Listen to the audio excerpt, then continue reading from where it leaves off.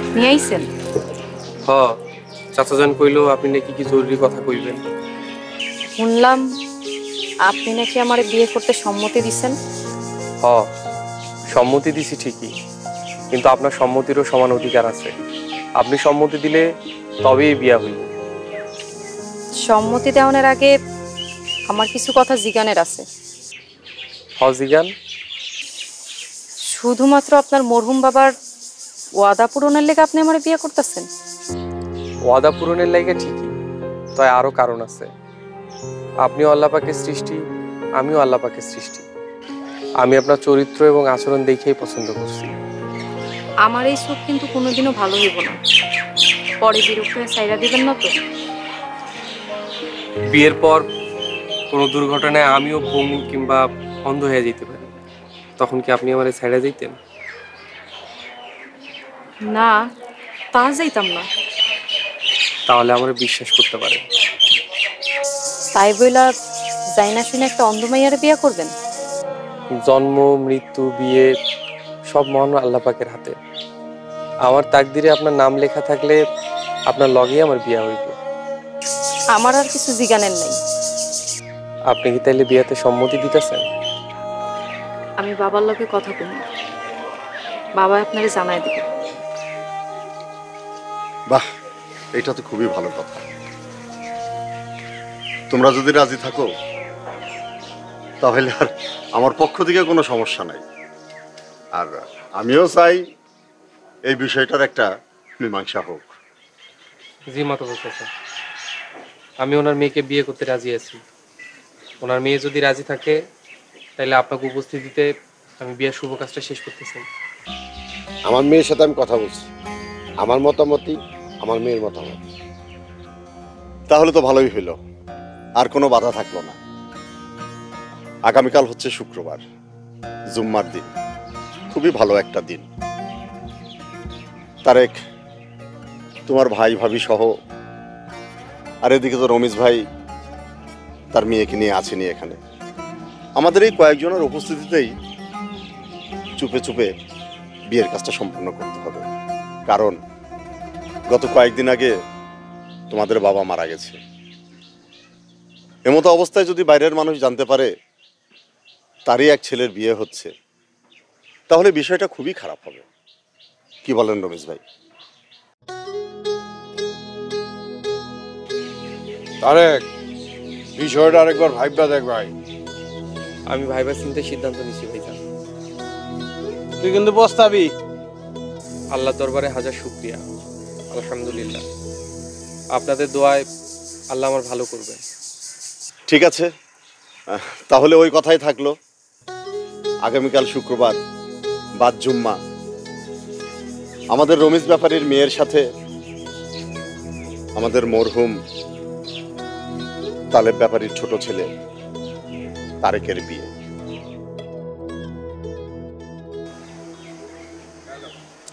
আমি মোহনপুর নিবাসী মোহাম্মদ তারেক ব্যাপারী, পিতা মরহুম তালেক ব্যাপারী, সজ্ঞানে মোসাম্মদ সুমাইয়া আক্তার, পিতা রমেশ ব্যাপারী, গ্রাম হাতিবান্ধা, এর সহিত 2,01,000 টাকা দেনমোহর ধার্যে বিবাহ করিতে সম্মত হইয়াছি।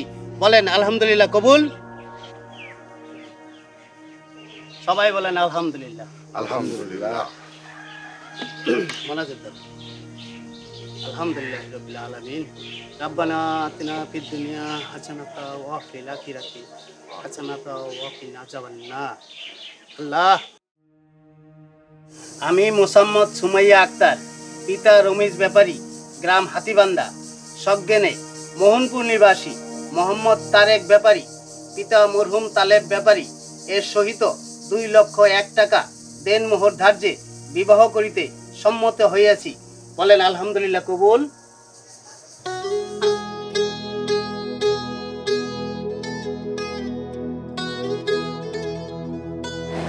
যাক, বিয়ে শাদী তো আলহামদুলিল্লাহ সবই শেষ। রমেশ ভাই, আপনিও তো আপনার সব ফয়সালা পেয়ে গেছেন। আপনার কি আর কিছু বলার আছে? না ভাই, আমি আমার ন্যায্য ফয়সালা পেয়ে গেছি। ঠিক আছে, আমি তাহলে এখন আসি। না মাতুব্বর সাহেব, আরেকটু বসে, আমার 2-4টা কথা আছে। বলেন আপনার কথা শুনি। মাদবর সাহেব, এইখানে 7 লক্ষ টাকা আছে। আমি আপনাদের সবার সামনে আমি তারেককে দিতে চাই। আমি তো আপনার আগেই কইছি যৌতুক নিয়ে আমি আপনার মেয়েরে বিয়ে করব না। এটা যৌতুকের টাকা না বাবা, এটা হলো সেই টাকা যে টাকা তোমার আব্বা আমাকে ঋণ দিয়েছিল। মাদবর সাহেব, আমার বন্ধুর কাছে আমি কোনো টাকা পাইতাম না। আমার বন্ধু উল্টে আমার কাছে 7 লাখ টাকা আমাকে ঋণ দিয়েছিল, আর সেই টাকাটাই আমি ফেরত দিতে আসছিলাম। তাহলে গত 2 দিন ধরে যে এত কিছু করতেছেন?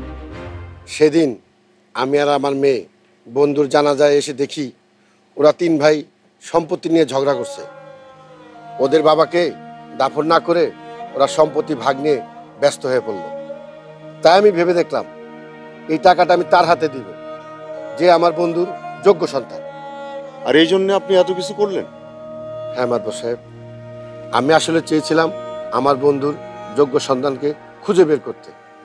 আমি আমার বন্ধুর যোগ্য সন্তান খুঁজে পেয়েছি, সেটা হলো তারেক। বাবা তারেক, এই টাকাটা তুমি রাখো। অসম্ভব। এই টাকা আমরা 3 জনের, আমরা 3 ভাই এই টাকা সমান ভাগ করে দেবো। টাকা আমার কাছে দেন। মাদবর সাহেব, অবশ্যই এই টাকার ভাগ আমিও চাই। কখনোই না, কখনোই না। যেই সন্তান নিজের বাবার ঋণের বোঝা কাঁধে নেয় না, সেই সন্তানের বাবার সম্পদের ভাগ পাওয়ার কোনো যোগ্যতাই নাই। বাবা তারেক, এই টাকাটা তুমি নাও। এটা অন্যায়, এটা অবিচার মাদবর চাচা। এটাই আমার বিচার। এই টাকার একমাত্র মালিক হচ্ছে তারেক। এটাই আমার বিচার। আর আমার বিচার যদি কেউ না মানে, তাইলে আমি জলিল মাতব্বর বলতেছি, তারে আমি এই গ্রামে একঘরে করে রাখবো।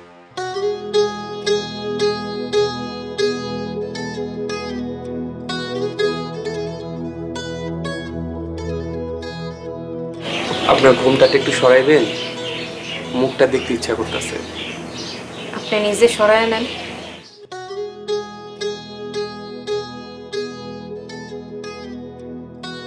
আমার মুখ দেখার জন্য ঘুমটা সরাইয়া নিজেই অন্যদিকে তাকায় আছেন। আসলে আমার লজ্জা লাগতেছে, কিন্তু আমি যে অন্যদিকে তাকায় আছি সেটা আপনি জানলেন কেমনে? এই যে আপনি তো আমার সামনেই বসে অন্যদিকে তাকায় আছেন। কিন্তু এটা আপনি দেখলেন কেমনে? কেমনে আবার? আমার চোখ দিয়া। তার মানে আপনি অন্ধ না। তাইলে আমাকে আপনি ধোকা দেওয়ার কি দরকার ছিল? এই ধোকা না দিলে আমি আর আমার আব্বাই ধোকায় পড়ে যেতাম। ঠিক বুঝলাম না। সেই দিন আপনাকে বাড়িতে আইসা আপনার ভাইগো আচরণ দেখা আমরা হতভম্ব হয়ে গেছিলাম। কিন্তু আমার বাবা আপনার বাবার কাছে ওয়াদা করছিল আপনাকে 3 ভাইয়ের মধ্যে যে কোনো একজনের লগে আমার বিয়া দিব। কিন্তু আপনাকে আচরণ দেখে আমার আব্বা সিদ্ধান্ত নেয় এই পরিবারে তার মেয়েরে বিয়ে দিবেন না। তাইলে আমাকে বিয়ে না করেই চলে যাইতেন। পরে আমি আব্বারে বুঝায় কইলাম তার ওয়াদা রক্ষা করতে। আর আব্বাও ঠিক করে নিলেন আপনার ভাইগো মধ্যে যে সবচাইতে বেশি আদর্শবান চরিত্রবান তার সাথেই আমার বিয়া দিব। আর সেই যোগ্য মানুষটারে খোঁজনের লেগেই এত কিছু, এত ধোকা। এইটা প্রতারণা।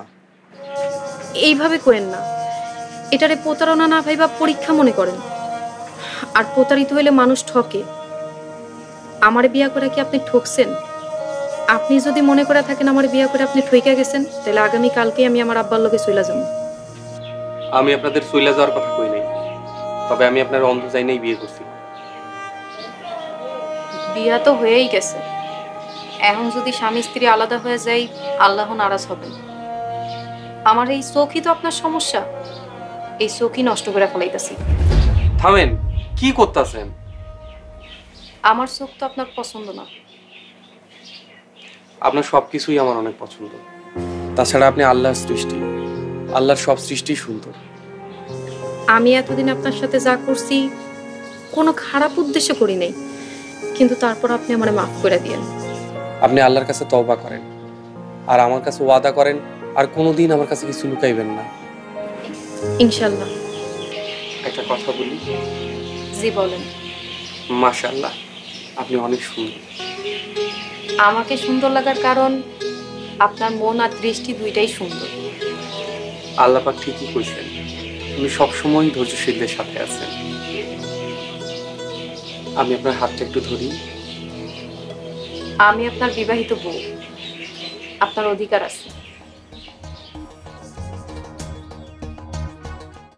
দেশ জুড়ে যে কোনো নম্বরে সর্বনিম্ন ক্যাশ আউট চার্জ শুধু নগদে।